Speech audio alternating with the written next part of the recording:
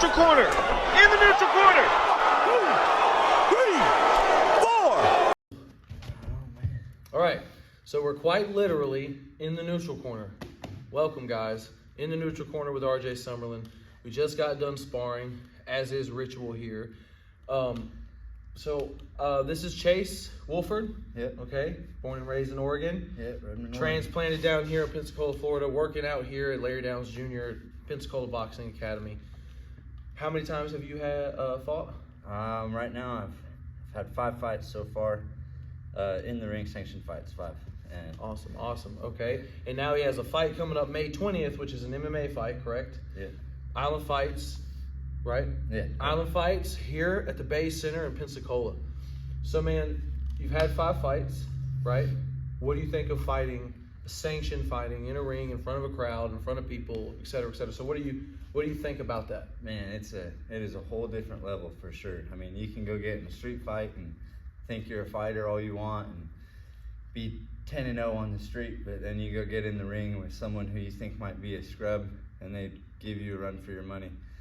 Once you got training and the other person's training, and there's nothing like it. The respect factor it's a whole different ball game once you're actually in the ring, and the pressure from the crowd, man, it's scary. I can't lie. The adrenaline, right? Yeah. There's something that, like, I guess you do have adrenaline when you're street fighting, right?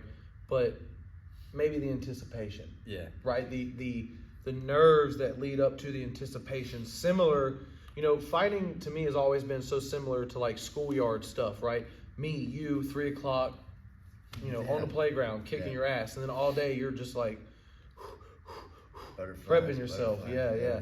Well, in a fight camp, it's like that, except for, a lot of times 6 to 8 weeks out, Yeah, definitely. So, yeah, I'd say that was huge for me, is that the waiting part for me has been one of the toughest parts. Like, because street fighting, bar fighting, things like that is in the moment. Yeah. Spur of the moment, in the moment type stuff. That, whereas like there's no really in the moment with fighting. I've got to think about this guy and think about what I'm about to do for X many weeks. So yeah, and get to see what they've done, videos, and man, maybe he's better than I thought. Oh, he's got faster feet than me. Yeah, it all plays a factor. It's like a mental aspect for sure. I think it's way different than any other thing I've done. So your first couple of fights were at heavyweight, right? And this next one is at 85. Yeah, down 185. All right, man, that's awesome. So what did your very first fight? What did you weigh for weigh-ins? I think I cut down to about 230, 232, but right before that I was right at 240, 245. Okay, cool. And so, did you drop weight each fight, or was it like your first fight was cool, okay, 232, but then like your next fight maybe you were 225, and then maybe the next fight you were 219, or were you just kind of steady at one weight, and then you were like, you know what, fuck it, No, I wanted to be down way below than I was. I'm heavyweights with some big old boys, but just gradually after my first fight, just started getting in better shape and started taking it a little bit more serious, and realized I couldn't make it past that second, third round without gassing out. So I said I better get in shape, and then it just kind of started coming off the lower I got, and then it just motivated me. I was like, I used to be like 160 in high school and stuff. I was like, I know I can get down under 200. So just gradually gone down from there. Whenever I first started, I was heavyweight, and I do agree those are some big old boys, and it's really funny because everybody thinks that they're a big dude, especially if they're over 6 foot, especially if they're over 200 pounds. Everybody thinks that they're this big dude, but man, I feel like the reality is that those big guys, those heavyweights that fight are big dudes, especially right? True heavyweights. We're talking guys who have low body fat percentage heavyweights, the lighter weights. But see, one of the trickier things about the lighter weights is they don't necessarily hit as hard, but they are a lot faster. A lot faster, definitely. A lot faster, and they usually have way better cardio. I mean, you do have some heavyweights that have great cardio, but for the most part, your lighter weight classes are going to have good cardio. So I'm really excited to see what you do at a lower weight class. I mean, I've seen some of the work you're putting in. and working with you as much as I can, and then, you know, sparring with you and stuff like that. I see very good improvements. You know, I see what I see is stiff punches, and not stiff in the bad way, right? Good, stop me in my tracks punches, which is what you want. You don't want punches that you can walk through, but you also can tell those punches don't have everything on them. Does that make sense? Definitely. So when I see, you know, that's something that I think is really cool. I feel like that's kind of key. Everybody talks about knockout power, but what I think really matters, you can have knockout power, you can win fights without knockout power, but you need to have that stopping power.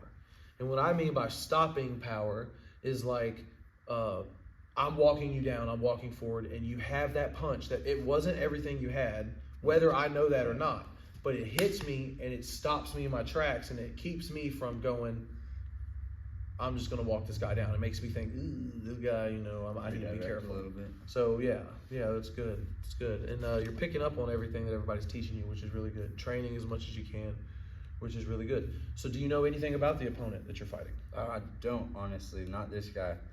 The MMA fight on the 20th, yeah, I got a name. But other than that, I'm pretty sure it's his debut.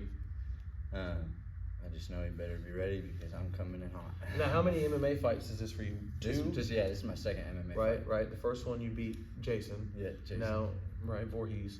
And now, so now you have May 20th, you have a fight then, right? We have an MMA fight. You have another one after? I should have one July 1st. I don't want to mark my words too hard on okay, everything. yeah, July 1st. We ain't got to do anything crazy. Just possibility of a bigger fight coming up on July 1st, and yeah, hopefully that'll be boxing, but I like boxing just as much, so. Well, yeah, that'd be fun. That'd be awesome. Boxing, bare knuckle. I wish, not yet. He's still aiming, Yeah, for now. That's awesome. So what is something, so you didn't have any fights in Oregon, right? So you all your fights have been here in Pensacola. Why? Oh man, I trained a little bit in Oregon, very little. I wasn't very committed at the time. Do they not have as many events going on like we do? Yeah, not the events for sure. There are some up in the valley and everything else, but traveling way farther than I would have had to here, one. But yeah, just not as big, and not like the scene that's here by any means. The gym's a lot more over there, like if you're lucky getting into jiu-jitsu gyms and everything else. Don't get me wrong, if you go up to Portland and stuff, they got an American top team, but other than that, it's pretty local, small gyms. No one's doing a whole lot, kind of just backyard, he said, she said, BS. Right. And when you first came down here, you came to Crestview, right? Mm-hmm. And you started training at a gym there? Yeah, I was at Freight Train for like, I want to say like 3 weeks, and it was at the very end of their lifespan. They were closing down right as I was coming, but I already had my first fight scheduled, so I was like, all right, so I finished my camp, went through my first camp. They closed down on me about 2 weeks before my fight, and then I still had a couple guys in the gym stay with me, and they came out and cornered me and everything. And then after that, Island Fights asked if I wanted to fight another fight, and I was like, yeah, sure, I'd love to, you know. And I don't have no gym or nothing at the time. I was like, yeah, of course I want to fight. And so then I just stayed got a gym membership, started lifting weights and running, trying to lose all that fat off so I could hopefully do better in the second and third rounds. And then I think my third fight with Jason, which is the MMA fight, I beat him. Larry called me, asked what I was doing for work and training and all that, and I was like, man, I'm kicking rocks, trying to figure out what I'm doing, just training in my garage, shadow boxing, running laps. So I don't know what the heck I'm doing, and basically said, get your butt over here and we'll get you squared away. And since then I've been with these guys, and they've been helping me out, and I've definitely, just in the four and a half months I've been here, the change from where I was to now is day and night for me. And I'm sure a lot of anyone else who's seen where I was a couple months ago to now. So it's been huge, honestly. Yeah, no, that's awesome, man. That's awesome. It's giving you a good direction in life, right? You know, something to focus on, put all that energy into, any energy. Yeah. You know, idle hands, right? Idle hands are the devil's playthings. So it's good, man. It's good that, you know, he has you living here on the property. That's great. Anytime you want, you can come in here and train. That's awesome, man. And a lot of people would pay top dollar to be able to do that. A lot of fighters, maybe not a lot of people would want to live in the gym, but a lot of fighters, It's, you know. It's that, what's that movie? Never Back Down. It's kind of just that exact Hey, setup man, to me. it's perfect. It's a good start to a great story. I mean, I lived in the gym for like 2 years. I lived in the gym when Larry had it over there, you know. So I mean, it's a good start to a great story. So you have the May 20th, July 1st, March, April, May, June. So that's cool. You'll have a full month layoff and everything. And anything else you thinking of, or? Right now, we're just that's what's on the calendar. If anything comes up, though, I'm the kind of guy that'll take it. I'm active. I want to get as many fights as I can. I want to get out there. I want to beat y'all up, whoever comes.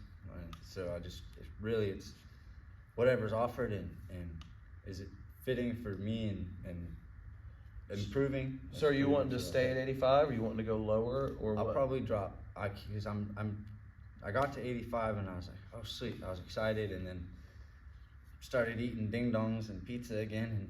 But I work out so much and work that my weight's still consecutively dropping as I go. So I'll probably go down to at least 70, at least for a fight, see how I feel, make sure it's not too much. And I did that once. That shit sucked. So I'm gonna do it once, see if it sucks Yeah, out 'cause too you're bad. you're not really that much big or smaller than I am. I'm not that much bigger than you. Yeah, I think you got height though. Maybe a little bit. Yeah, he hits harder. You think you've never been hit by yourself? Yeah. Well then, man, that's awesome. I'm super excited for you. I really appreciate you coming on my podcast. One thing I want you to shout out is sponsorships. You know, my viewers are growing each episode. I'm getting more and more. Yeah. So you know, this guy needs some sponsorships. We need new boxing boots. We need new things. And there was actually a guy that said something to the local fighter Dumas not too long ago, who was asking for some sponsorship money, and he was like shitting on him, right? Talking about like, I've never seen a fighter ask for sponsorships more than this guy or this guy. And people that are like that don't understand what actually goes into this, like the cost that Dumas is having to pay, you know, travel gas, and equipment, gas, hotels, and fees, you know, gym fees and partner fees and all sorts of things. And so those are things that you don't necessarily think about. Like, you know, we're normal people, so we have our bills, we have our food and our, you know, our car insurance, car note, cell phone, power, water, rent, all those things. It doesn't hurt to get a little bit of supplemental income in the form of a sponsorship for training purposes. You know, be able to buy new gloves, be able to buy new boxing boots, shorts, maybe a little bit of extra food for your training camps, or some protein shakes, you know, things like that. So definitely hit this guy up for some sponsorships. Chase Wolford, or what are we going with? Are we going with Chase the Bag Wolford, or are we going to go with Chase the Dream Wolford? Man, we haven't. Or Chase on the Case Wolford. Oh, they're all good. I think Chase the Bag might be it. I know, yeah. Chase the Bag Wolford. Yeah, man, that's what I was thinking. There's already that Chase Hopkins guy or whatever, Chase the Dream. Fuck him, dude. Yeah, I might take his name. No offense, I don't know you. This is we're boys talking.